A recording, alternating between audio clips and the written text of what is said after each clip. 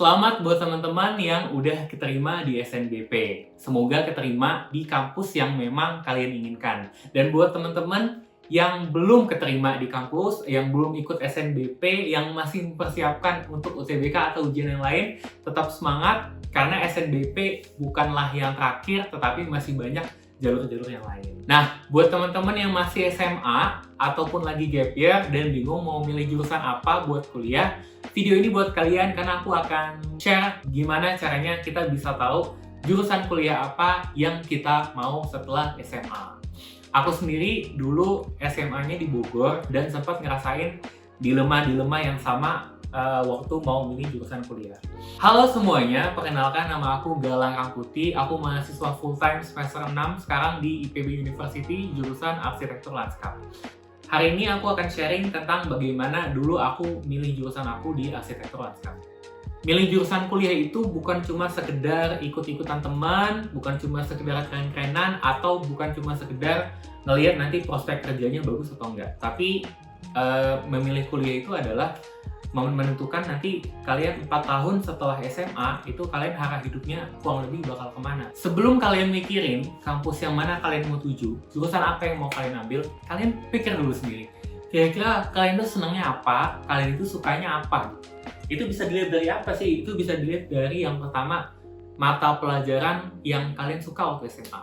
Dulu waktu aku SMA, aku sempat suka banget sama mata kuliah kimia. Jadi aku kepikiran buat ngambil teknik kimia dan gak nanggung. Aku pengennya kampus yang terbaik. Waktu itu kampus yang terbaik saat itu adalah National University of Singapore. Jadi aku tempel fotonya NUS di lemari baju aku dan aku lihat itu setiap hari. Nah, selanjutnya apalagi yang bisa dilihat? Bisa dilihat dari hobi. Dulu waktu SMA aku termasuk pengurus OSIS. Aku juga masuk IPB jalur ketua OSIS dan di saat itu hobi aku adalah aku tuh sering tanggung jawab untuk acara-acara yang ada selama waktu aku SMA, khususnya tanggung jawab di produksi acara. Dan aku ingat banget saat pertama kali aku produksi acara, waktu itu aku seneng banget karena aku bisa ngewujudin apa yang ada di impian aku, apa yang ada di mimpi aku, dan aku bisa ngarahin teman-teman aku buat kita sama-sama bikin acara itu jadi. Jadi waktu itu aku kepikiran untuk kayaknya aku kuliahnya bakal yang kayak gini deh, desain yang bakal ada outputnya kelihatan gitu, seperti itu. Atau mungkin teman-teman bisa lihat dari topik-topik apa yang teman-teman kan seneng gitu. Sesimpel kalian lihat history YouTube kalian gitu. Kira-kira yang keluar di situ topik apa sih? Kalau misalnya yang keluar topiknya tentang ekonomi, tentang saham, atau tentang finance, mungkin teman-teman bisa masuk ke kuliah yang ekonomi atau kuliah yang berkaitan dengan hal tersebut. Kalau aku dulu, aku juga hobi bertani dulu. Nah, kita tuh di sekolah dikasih lahan, aku bertiga sama teman aku, Fatur dan Gusti namanya. Nah, kami dikasih lahan, kemudian di situ kami nanam cabai, nanam semangka, kemudian kami nanam timun, dan aku inget banget kami seneng waktu pertama kali panen saat itu.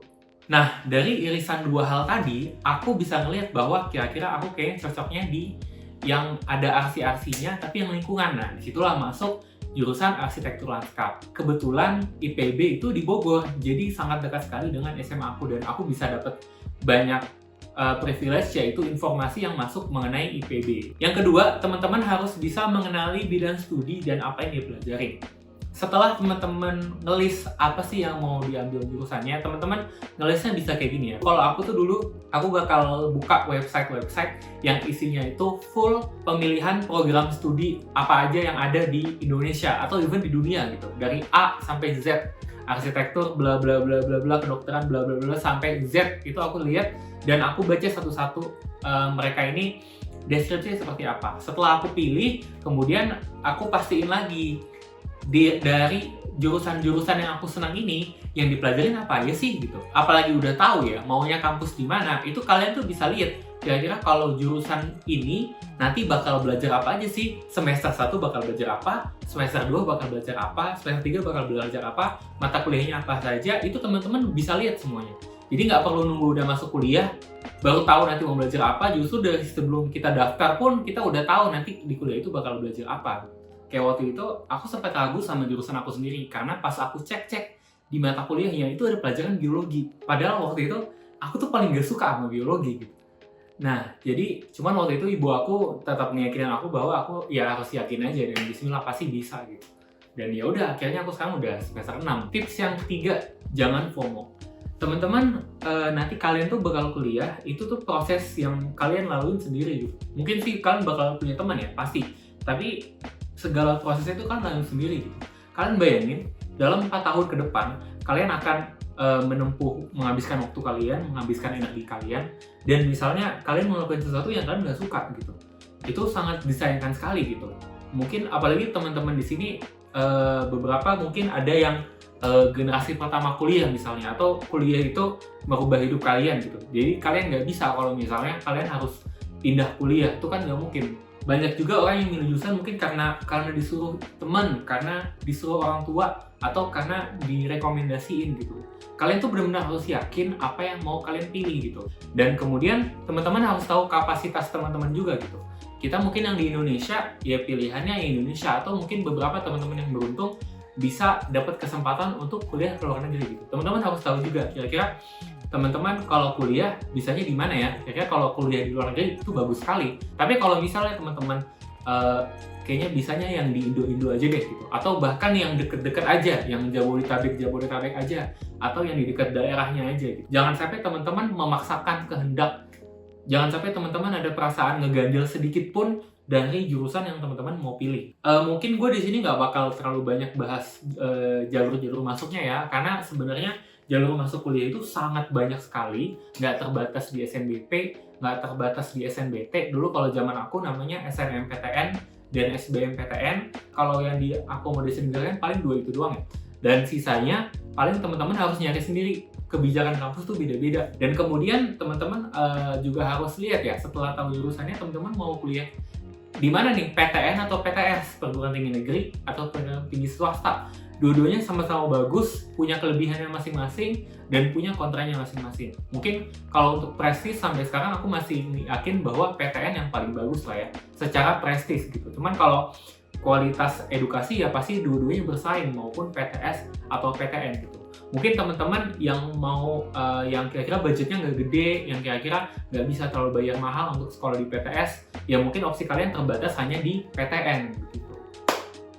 Oke, masih ada 2 tips lagi, cuman kita sekarang mau sholat tarawih dulu, jadi pause dulu ya. Kita bahas sekarang tips nomor 4, yaitu pahami fleksibilitas. Kebanyakan orang itu bakal mikir, misalnya kita udah pilih satu jurusan, terus ya udah kita di situ aja. Sebenarnya pun di realitinya nggak selamanya seperti itu. Kalaupun sekarang aku udah milih jurusan aku, arsitektur lanskap, belum ada jaminan nanti aku bakal kerja di bidang ini gitu. Bisa aja beda. Cuman ya tentu kita maunya sama. Kita tentu maunya kita tetap di bidang itu aja. Supaya apa? Supaya kita bisa membangun kompetensi, supaya kita bisa membangun skill, supaya kita bisa membangun profesionalitas. Karena kan sayang banget kalau misalnya kita udah belajar lama-lama, kita udah belajar 4 tahun. Bayangin gue selama kuliah hampir 24 jam tuh yang gue pikirin cuma kuliah doang, terus habis itu nanti semua yang gue pelajarin gak kepake dan gak ada manfaat, kan sayang gitu ya. Oke, tips yang terakhir yaitu yang nomor 5. Gimana kalau misalnya kalian masih belum tahu mau ngambil jurusan apa, mau ngambil kuliah apa? Saran aku gap year aja. Kalaupun nanti misalnya kalian emang belum yakin, belum tahu apa yang mau kalian lakukan, sehingga kalian terpaksa kayak, alah ya udahlah, yang penting jurusan apa aja, yang penting kuliah.